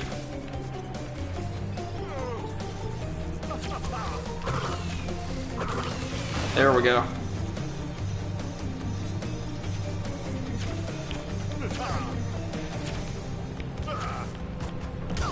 Ah.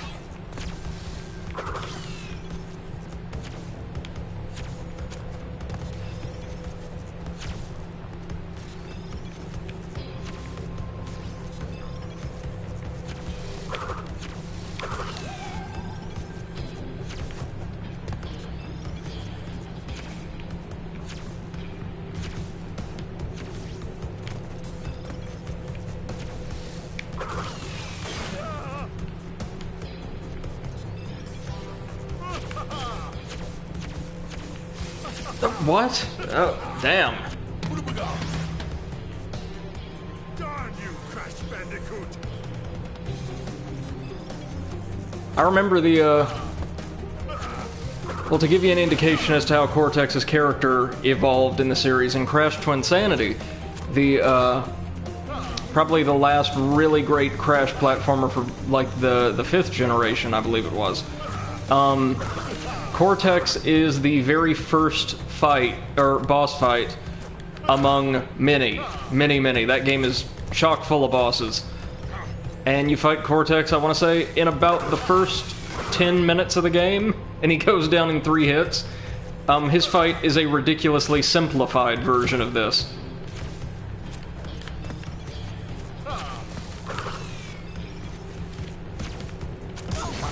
Oh, come on.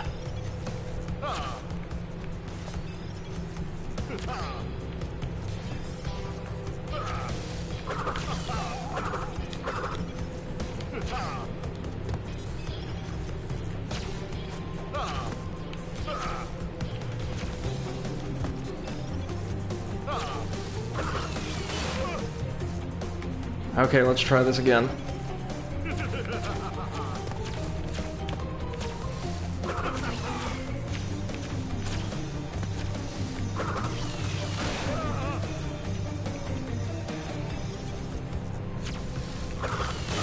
Oh! That was anticlimactic. But, okay. Cortex incapacitated. Trophy unlocked. Well, with that, we have technically beaten Crash Bandicoot. The whole thing, save the DLC stage.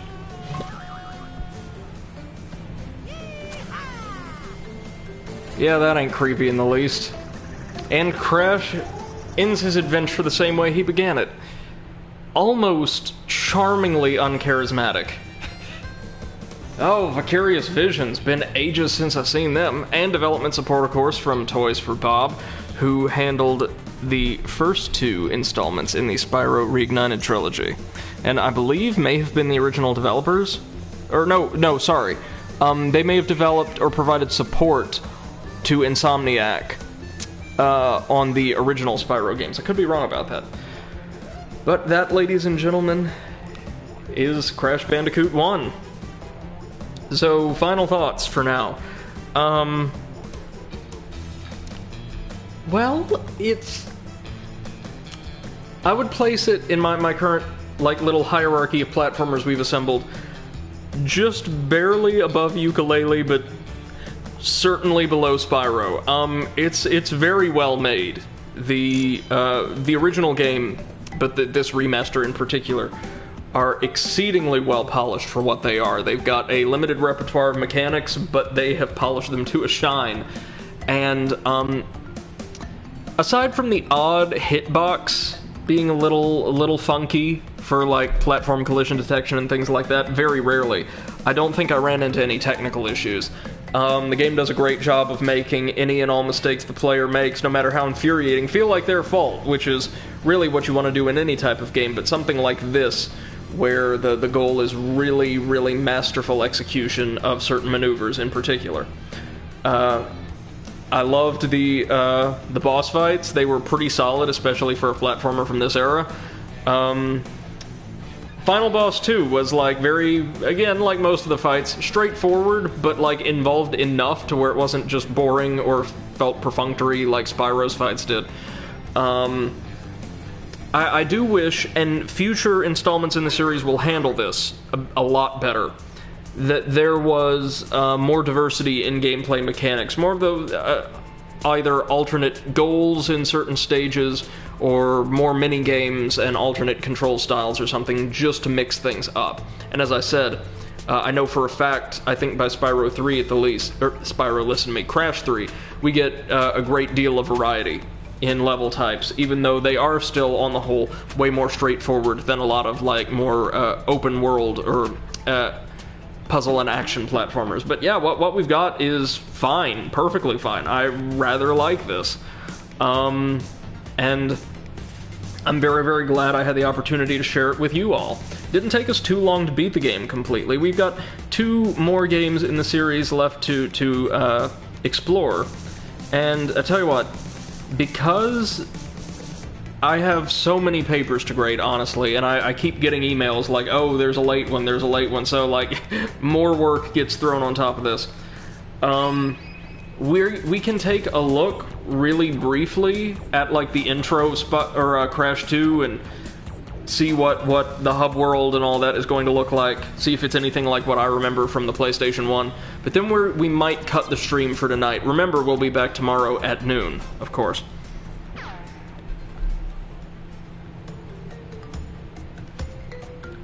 Can we skip this? Yes, we can. Lovely.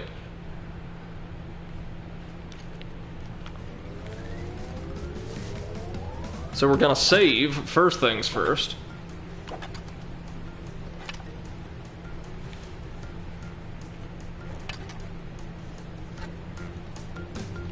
Awesome. Now we will quit and go back to the main menu.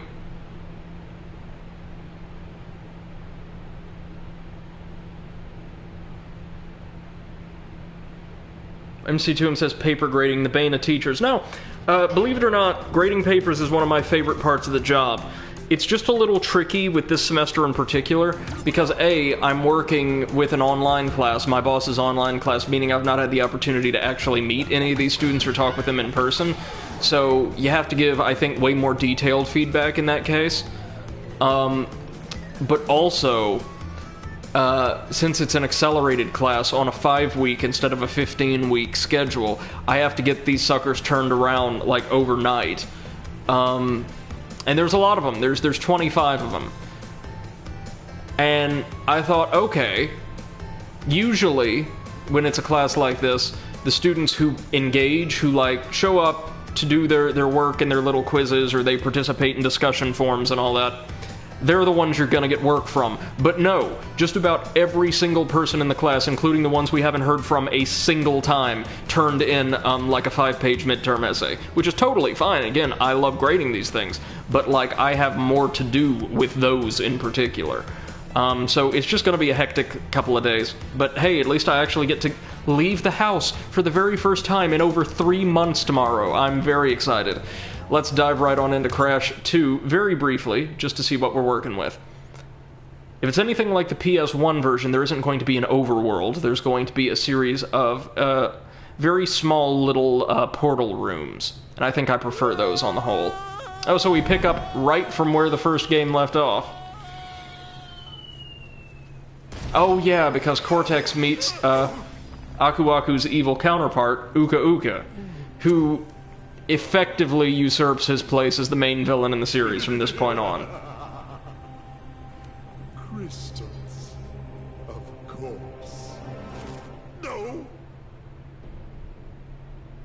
I thought, anyway, or that might be Crash 3, I don't know.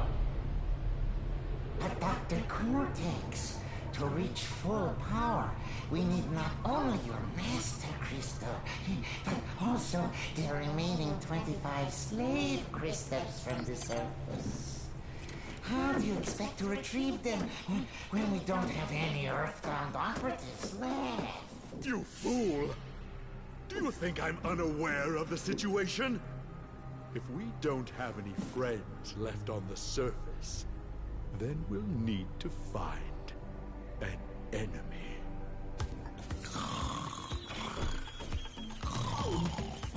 And this is the game where Crash's sister Coco was actually officially introduced to the audience. Oh, so it looks like before we get to the hub world, we're actually thrown into this little intro stage. I forgot all about this. Oh yeah, also, Crash can crouch now. Is it just me, or do the visuals actually look a bit better yet than the first remaster? I know a lot of the assets are the same, but it looks like maybe the lighting for this stage makes it look just a bit more vivid. We're going to play until we reach the hub world, or portal room. Also, in that cutscene, we met Dr. Embryo's replacement, Dr. Engine, who will serve as Cortex's right hand in more works than not from this point on. He's a very charismatic, like, kind of distinctive character, and I'm quite a big fan.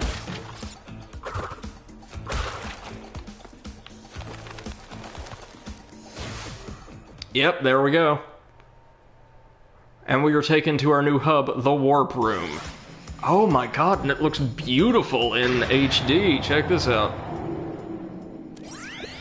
Well, well, well. If it isn't Crash Bandicoot, welcome. I apologize for the crude means used to bring you here, but I'd rather expect a written invitation would have been turned down. I need your help. Surrounding you are a series of 5 doors. Through each door lies a well-hidden crystal. The crystals look like this. Bring me the crystals, Crash. That is all I will say for now. We will speak again. So not the world's most complex setup. So, as you can see here, our setup, I would say I actually greatly prefer this to the world map of the original. We have way greater diversity in world themes this time around. And if you look here, you'll see before each of these 5 portals, we'll of course get access to a new 5 every single time we complete a floor. There's different little decorations and effects surrounding each doorway. They're all completely distinctive, in fact. And that foreshadows the style, and in some cases even the objectives, of the missions we find on the other side. Each of them now have totally, well, sorry, not totally new, but a couple kind of different elements. As you see on the side here, on the column next to each stage's portal, we have little slots where we can place the really important collectibles we find. The relics and white gems are still there, of course, but now we also have crystals, which are rewarded for completion of a stage. You just make it to the end, you grab your crystal. And larger slots for specific colored gems. Now that's interesting. You'll see the colored gems aren't everywhere. In fact, there's only 3 slots for them here, and this one seems oddly clear. We'll find out a bit more about those next time around. But for now, ladies and gentlemen, I want to thank you all so much for tuning in this evening. We'll see you tomorrow at 12 p.m. Central Time here on the Overanalyst channel to take on Crash Bandicoot 2, a game I remember very fondly, what little of it I played in from my youth, and hope to share with you all. Hope it still holds up. I mean, this is looking really, really good. Talk to you then. Take care, folks.